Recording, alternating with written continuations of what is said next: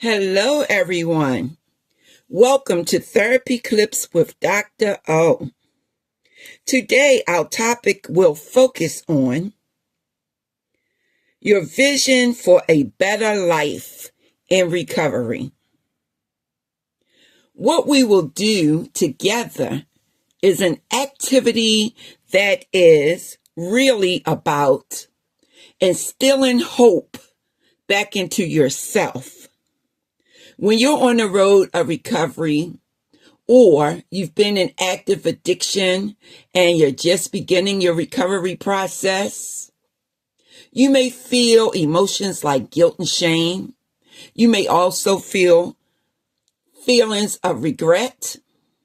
This is normal, very much so. So the activity is really intended so that you can begin to hope for a better future.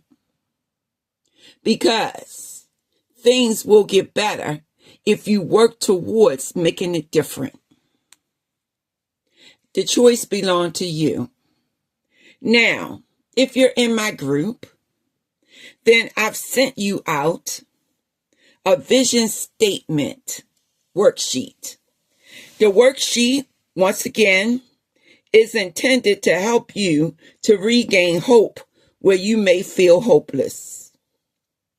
Whenever we make a big change in our lives, it's easy to feel overwhelmed. In making the decision to stop using drugs or alcohol, you might feel excited, but you might also feel sad. That's normal and understandable. With all those difficult feelings, it is hard to get in touch with a sense of hope for success, hope for relief from the addiction, and hope for a happier future. It's okay to hope. It's okay to dream. We all should have dreams. And this doesn't have to be dreams that's so large that it's unattainable. Small dreams can make you feel like you have accomplished something when you actually have done the work to get it done. Then from there, you'll feel like I have increased self-esteem. I have an increased self-image. I have an increased self-concept of who I am as a human being. And so it's all right to hope, even though your times may be difficult. You may be going through a tough time. But when you have a vision of your future, it can serve as a powerful guidepost along the road of recovery. And that's what we're talking about today. Now, I'm going to give you a case scenario. And I want you to think, does this sound like me? So Ariella, age 24, had been drinking to excess since her senior year in high school. Although she did manage to graduate from college with a degree in computer science, her drinking escalated, especially after graduation. What she didn't do was pursue a job in her field. That's what she did not do. What she did is she attended different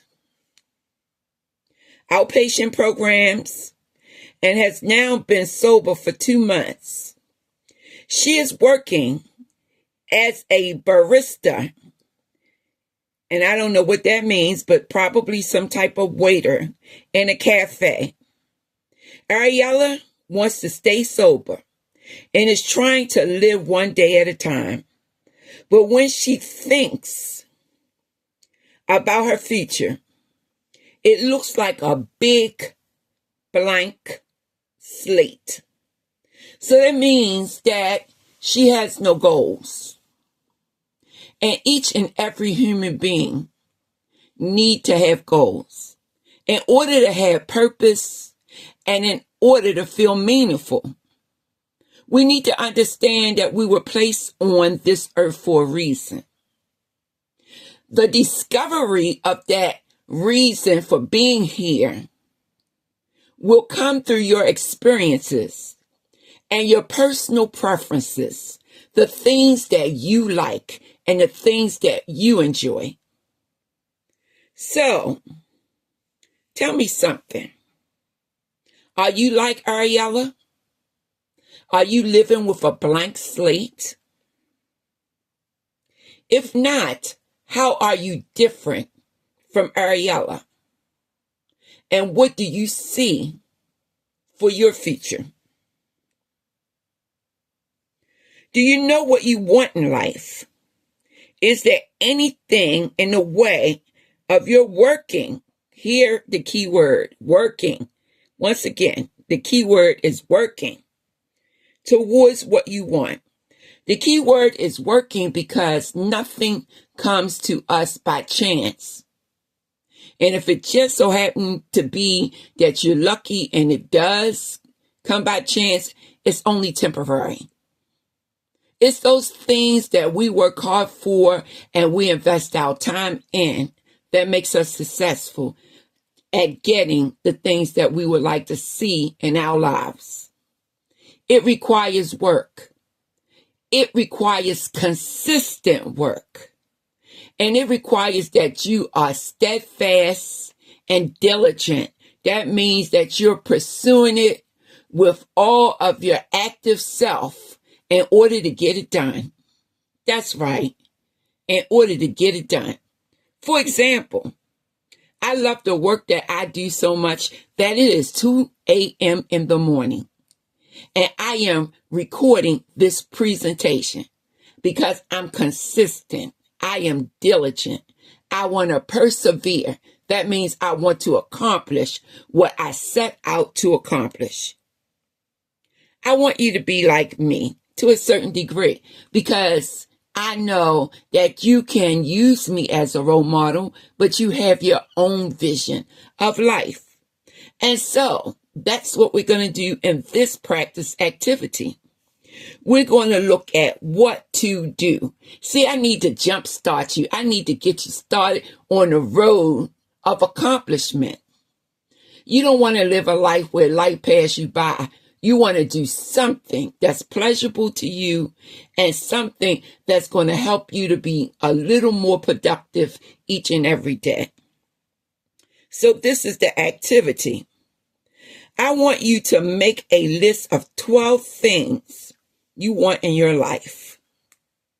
The worksheet is in front of you, I hope, because I most certainly sent it to you. So if you didn't open it, please do. And what you will see is 12 numbers with 12 lines. You can put it in your journal book because I know you can't write on your phone. So have the worksheet in front of you and also your workbook and go through the 12 things that you would like to see happening in your life. The things I want in life is where you should begin. Now, after you finish, there's a question. How did it feel? How did it feel to actually think about the things you want to have in your life? To write it down and to know that if you put hard work behind it, one by one, you can accomplish those 12 things. Make your goals that are easy to accomplish. Start with the smallest thing first. If you say, for example, I want to open up a bank account. You need $50 to open up a bank account. And so you have to save $50. Then you walk into that bank, you sit down with the representative, you say what you want to do, and they will help you to take it from there. Then you can check that off of your list. So now you don't have 12 things on your list. You have 11.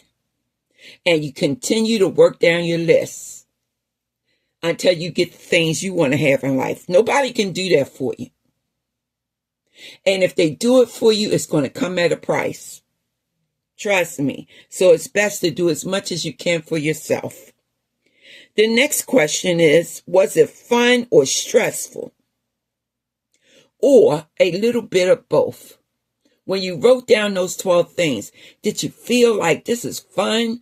I am getting this energy committed to paper. This is what I want to do. I want to exercise. I want to go to the recording studio. I want to learn how to cook macaroni and cheese. For example, the things that you can accomplish is what you put on the list. I want you to understand that it's okay to dream. Most certainly is. And we must keep our hope high. We have to have the belief that it's going to happen before it actually happens. Now, those 12 things have become your vision board. Some people may say vision statement, but I like to look at it in terms of a board. You have a great big blank board. You have some sticky papers. You stick these 12 things on your board. When you wake up in the morning, you look at the board, and it keeps at the forefront of your thinking the things you need to do to accomplish what you want to set out to accomplish. Dr. O can't do it for you. See, Dr. O is with her own list of things to do that she would still like to accomplish. And if she works hard on it, and she most certainly will, then something will manifest. That means something will happen. And I will be able to see it. And that's what I want you to understand. If you invest your time in it, you keep working on it, something will happen and you will be able to see it. You will step back, look at yourself, feel proud. And you will have a sense of accomplishment. Now, I sent out 3 worksheet pages. We're now on the 3rd page. When you're thinking about those type of things that you would like to accomplish, here are some suggestions that you can think about to include in your vision. Relationship to drugs and alcohol means not using it all. Relationship with friends, how you will develop these friendships. Relationship with family, how you can connect or reconnect with your family to do things that make everyone happy. Finances, how to budget your money, how to create opportunities to make more money, because if you can't get a job, you can create your own job. There's a flea market in every city. There's some goods that you could buy at the thrift store, take it to the flea market, sell it at a higher price. You are now making money. You are now in business. Also, maintaining your health and your mental health should be considered. Whether or not you want to go to school or get a job, full-time or part-time. And one of the most important things on the list is spirituality. That means recognizing that there is a higher power. Whoever it is you subscribe to is basically up to you. But there is something greater than yourself that needs recognition. So you may want to include, I'm going to do some Bible studying. I'm going to attend church. I am going to go to the mosque. I'm going to go to the temple. Whatever it is that you do, make sure that be a part of your life. And now,